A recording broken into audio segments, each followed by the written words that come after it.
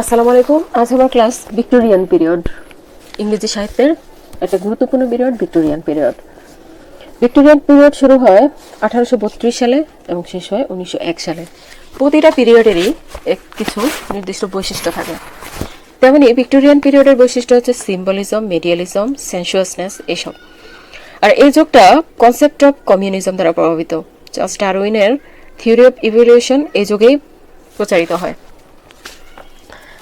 আচ্ছা, ভিক্টোরিয়ান পিরিয়ডের সবচেয়ে গুরুত্বপূর্ণ লেখক হচ্ছেন লর্ড আলফ্রেড টেনিসন। টেনিসন ছিলেন রিপ্রেজেন্টেটিভ অফ ভিক্টোরিয়ান পিরিয়ড। তিনি পয়েট লরিয়েটও ছিলেন। পয়েট লরিয়েট মানে সভাকবি, কোর্ট পয়েট অফ ইংল্যান্ড। এখন আসি লর্ড আলফ্রেড টেনিসনের লেখাগুলো। দেখুন, লর্ড আলফ্রেড টেনিসনের যে লেখাগুলো বেশি ইম্পর্টেন্ট সেই লেখাগুলো আমি হাইলাইট করে রেখেছি। বইতেও হাইলাইট করা আছে এই বইটাতে। In memoriam, the falcon, Queen Mary, Oenone, Ulysses, lotus eaters, তারপরে লক্সলি হল, টিথনাস, তারপরে মর্ট ডি আর্থার। এই লেখাগুলো বেশি ইম্পর্টেন্ট। বাকিগুলো যদি পড়তে চান তাহলে পড়তে পারেন, কারণ এখন তো পরীক্ষার কোশ্চেন একটু রাফ আসে, কোথা থেকে আসে বলা যায় না, একটু বাড়তি পড়া ভালো। এখন আসি টেনিসন কিভাবে মনে রাখবেন। Lord Alfred Tennyson. ইনুনি হচ্ছে লেডি অফ দ্য শ্যালোটের নানি। সে মর্ট ডি আর্থারকে লাভার্স টেল শোনাবে। স্বর্গের দেবী টিথনাস এবং মর্তের বীর ইউলিসিসের প্রেমের গল্প, যে লাভার্স টেলটা। ইউলিসিস টিথনাসকে নিয়ে পালিয়ে যায়। পালিয়ে গেলে তারা এক জায়গায় হারিয়ে যায়, একটা দ্বীপে হারিয়ে যায়। সেখানে কোনো খাবার ছিল না। তারা লোটাস ইটার্স হয়ে যায়, অর্থাৎ লোটাস খেতে থাকে। তো লোটাস খেলে আবার হয়, মানে মাতাল হয়ে যায় মানুষ। তো তাদের মেমোরি নষ্ট হয়ে যায়। কুইন মেরি এবং ফেলকন জাহাজ নিয়ে যাচ্ছিল পাশ দিয়ে। হঠাৎ টু ভয়েসেস শুনতে পায় তারা, ওই যে টিথনাস এবং ইউলিসিসের ভয়েস শুনতে পেয়ে তারা সেখানে উদ্ধার করতে এগিয়ে যায়। কিন্তু উদ্ধার করে কি করলো, ছেড়ে না দিয়ে দুজনকে লক্সলি হলে বন্দি করে ফেললো। আসি রবার্ট ব্রাউনিং। আচ্ছা, ভিক্টোরিয়ান পিরিয়ডের তিনজন লেখক বেশি ইম্পর্টেন্ট। সেটা হচ্ছে Lord Alfred Tennyson, Robert Browning এবং ম্যাথিউ আর্নল্ড।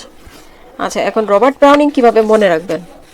আগে আসি রবার্ট ব্রাউনিং এর লেখাগুলো কি কি। দেখুন, রবার্ট ব্রাউনিং কিন্তু ড্রামাটিক মনোলগের জন্য তিনি বেশি।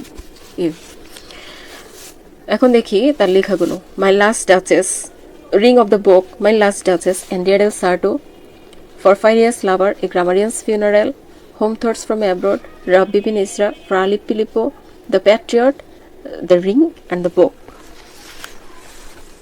আর তার একটা বিখ্যাত উক্তি আছে, ignorance is not innocence but sin. এখন আসি কিভাবে এটা মনে রাখবেন। রবার্ট ব্রাউনিং ছিলেন দেশপ্রেমিক, অর্থাৎ দ্য প্যাট্রিয়ট। ড্রামাটিক মনোলগ লিখতে গিয়ে তিনি তিনজনের নাম লিখেন। অ্যান্ড্রিয়াডেল সার্টো, রাব্বি বিন এসরা, ফ্রা লিপ্পি, এই তিনজনের নাম লেখেন। এখন এই তিনজনকে পরফাইরিয়া তার ডাচেস ভালোবাসত। তিনি তিনজনের যে কোনো একজনের সাথে, অর্থাৎ এই যে রবার্ট ব্রাউনিং তিনজনের যে কোনো একজনের সাথে লাস্ট ডাচেসের বিয়ে দিবেন বলে ঠিক করেছেন। এখন বিয়েতে তিনি কি দিবেন সেগুলো তিনি আগে থেকে ঠিক করছেন। বিয়েতে রিং এবং বুক দিতে চেয়েছেন।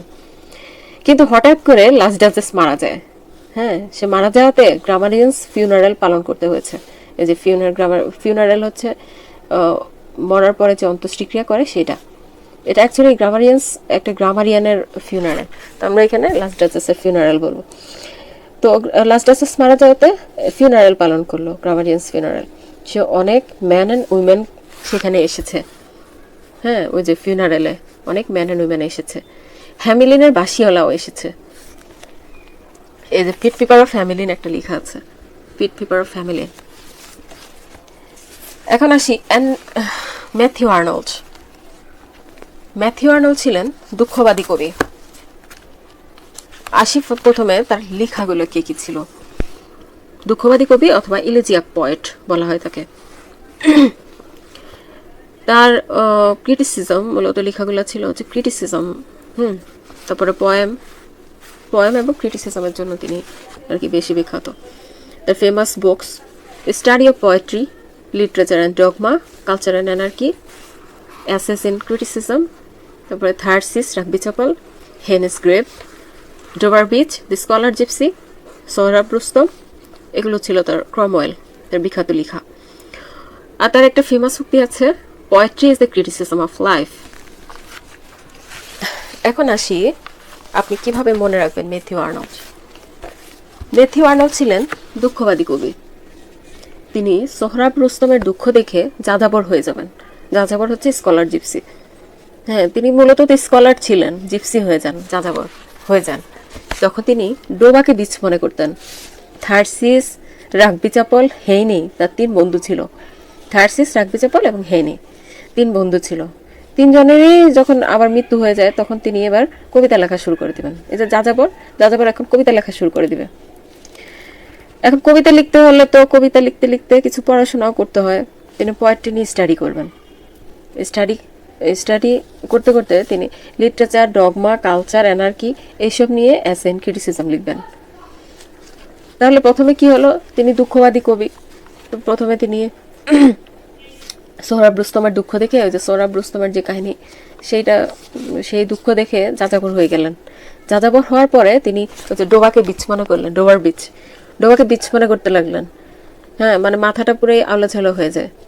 পরে আবার কি হলো, আবার আরো 3 জন তার বন্ধু মারা গেল, থার্সিস, রাগবি চাপল, হেইনি। 3 জন বন্ধু মারা যাওয়াতে এবার তিনি শোকের উপর দিয়ে শোক। তারপরে তিনি এবার কবিতা লেখা শুরু করে দিলেন। এবার কবিতা লিখতে গেলে পড়াশোনা করতে হয়। পোয়েট্রি নিয়ে স্টাডি করতে করতে তিনি এবার এসে লেখা শুরু করলেন। লিটারেচার, ডগমা, কালচার, অ্যানার্কি এসব নিয়ে এসে এন্ড ক্রিটিসিজম লিখবেন। এবার আসি থ্যাকারি, উইলিয়াম থ্যাকারি।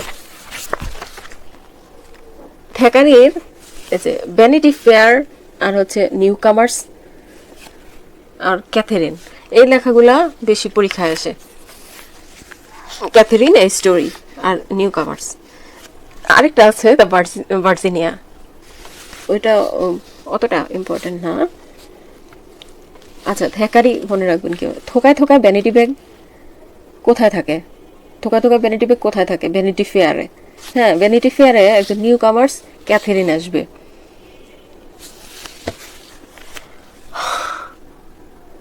থোকায় থোকায় কেন? এই যে থ্যাকারি থোকায় থোকায় ভ্যানিটি ব্যাগ, ভ্যানিটি ফেয়ারে থোকায় থোকায় ভ্যানিটি ব্যাগ। আর ভ্যানিটি ব্যাগ কিনতে একজন নিউ কামার আসবে হচ্ছে ক্যাথেরিন। এখন আসি টমাস হার্ডি, আরেকজন লেখক যার লেখা খুব পড়তে হয়, টমাস হার্ডি। হার্ডি দিয়ে হাড্ডিসার, হ্যাঁ, হার্ডি থেকে হাড্ডিসার বানিয়েছে। হাড্ডিসার একটি মেয়ে টেস অফ দ্য ডারবারভিল, তার একটা লেখা আছে। আচ্ছা, আমি আগে হার্ডির লেখাগুলো দেখাই, তাহলে আপনার ওইটা মনে রাখার সুবিধা হবে। টমাস হার্ডি প্যাসিমিস্টিক নোবেলিস্ট ছিলেন।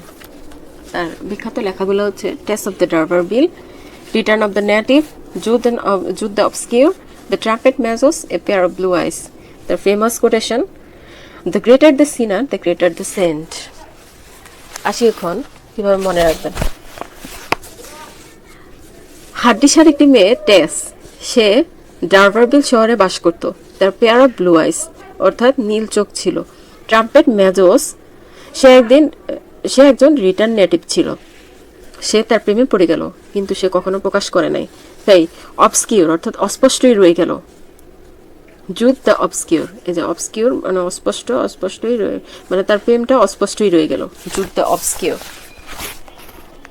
এরপর আসি ভিক্টোরিয়ান পিরিয়ডের আরেকজন লেখক চার্লস ডিকেন্সকে বলা হয় greatest noblest of Victorian period, এবং তিনি নোবেলের জন্য বিখ্যাত ছিলেন। আচ্ছা, চার্লস ডিকেন্সের লেখাগুলো হচ্ছে David Copperfield, Oliver Twist, Great Expectation, A Tale of Two Cities, Hard Times. এই লেখাগুলো বেশি ইম্পর্টেন্ট। আচ্ছা, এখন এগুলো কিভাবে মনে রাখবেন? আমার আসলে এটা লেখা হয় নাই, এখানে একটু লেখা আছে তাই বলি আপনাদের। ডেভিডকে নিয়ে তার বাবা মায়ের গ্রেট এক্সপেকটেশন ছিল। মা বলতো ডাক্তার হবে, বাবা বলতো ইঞ্জিনিয়ার হবে, তাই সে টুইস্টে পড়ে গেল। তাই সে 2 শহরের মধ্যে, তার বাবা এক শহরে থাকতো, মা এক শহরে থাকতো, হ্যাঁ, লন্ডন শহর আর হচ্ছে প্যারিস শহরে। তো সে দুই শহরের মধ্যে টু সিটিজের মধ্যে, টেল অফ টু সিটিজের মধ্যে হার্ড টাইমস পার করতে লাগলো। একবার ক্রিসমাস ডেতে সে ফাইনালি ডিসিশন নিতে পারলো, এই যে ক্রিসমাস ক্যারল। আপনি এটা লিখে নিতে পারেন। ধন্যবাদ সবাইকে। আমার চ্যানেল যদি ভালো লেগে থাকে সাবস্ক্রাইব করবেন, পাশে থাকবেন, আশা করি একটা লাইক দেবেন। ধন্যবাদ।